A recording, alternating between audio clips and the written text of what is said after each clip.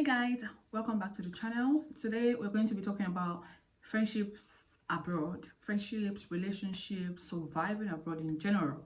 Now, I am sure a lot of persons have told you, a lot of persons have said, oh, it is very lonely abroad, it is difficult surviving alone, all of those things. But let me tell you this, there is no amount of preparation that kind of like prepares you mentally, physically, spiritually. There is no amount of preparation that prepares you for the loneliness abroad, or I don't know the word to use.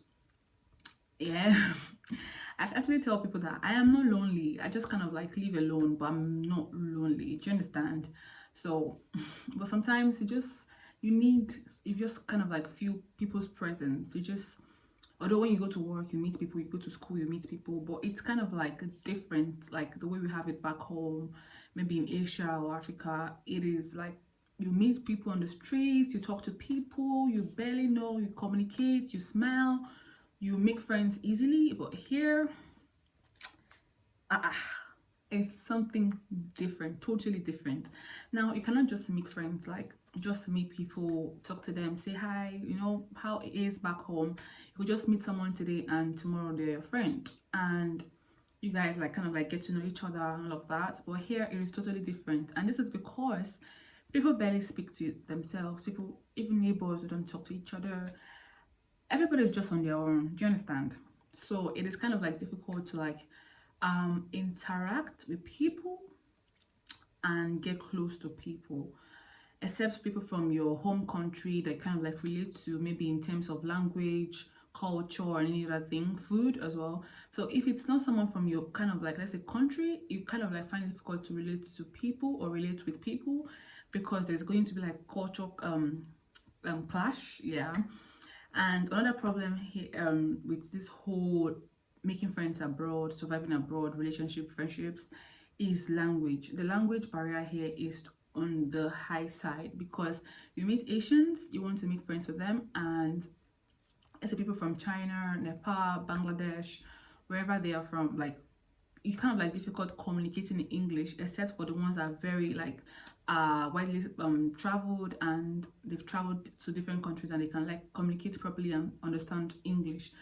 It is difficult to communicate with them because they, English is not like their language, your first language in their country. So no matter how fluent that person, no matter how fluent they are in English, it's kind of like difficult keeping conversations going, communications going. So it kind of like, yeah, that's kind of like, not kind of like, it doesn't work well, because you're like struggling to understand what they're saying. Slangs, a lot of things means different things.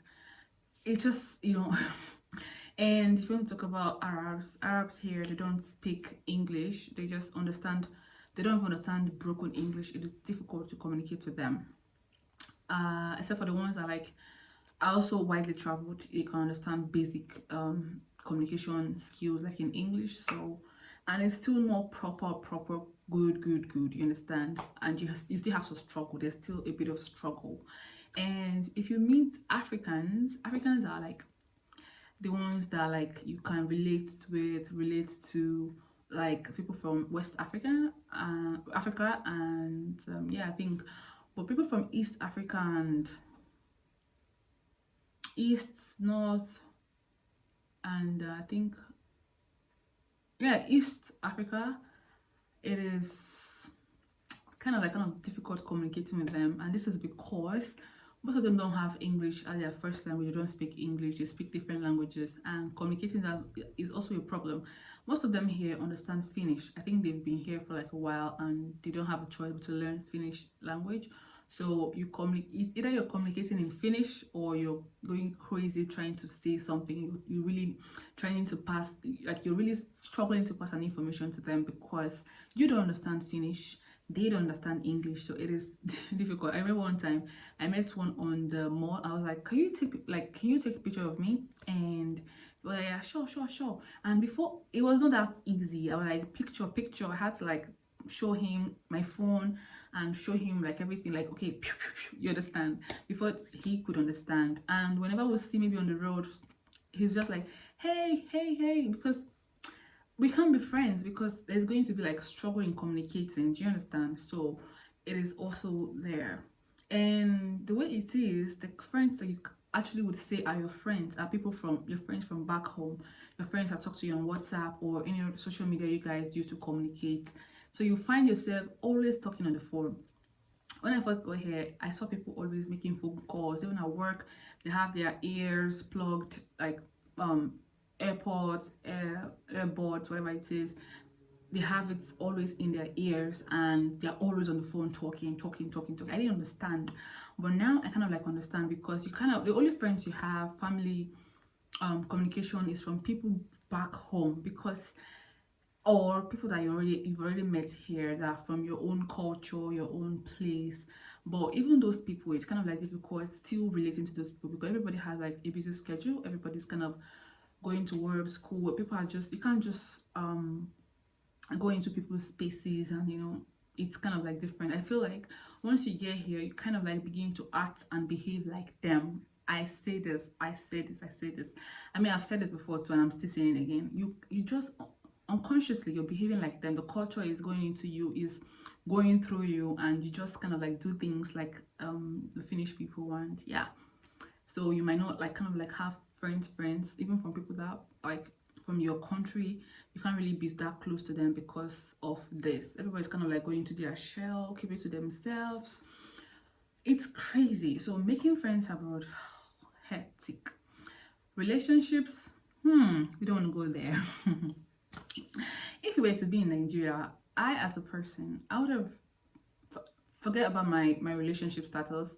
There would have been someone who would have walked up to me like a guy who would have walked up to me to ask me, oh, how are you? You're pretty, all those things.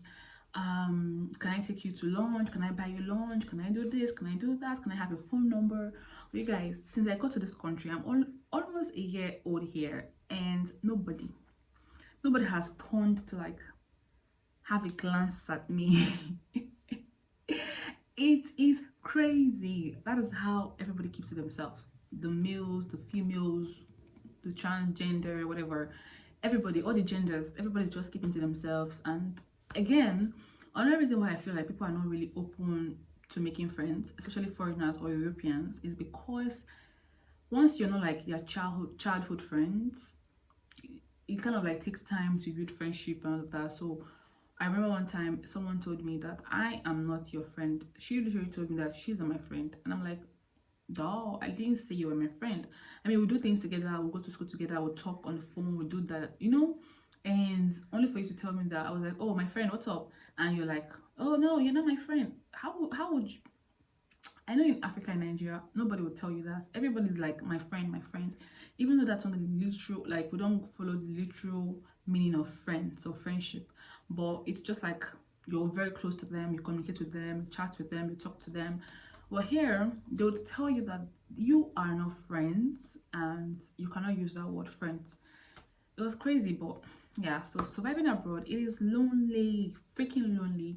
I remember one time someone messaged me and I don't know if it's a he or a she, but I got a message on WhatsApp, Telegram, I can't remember, and the person was like, oh, I'm so lonely here, blah blah blah. I'm like, wow.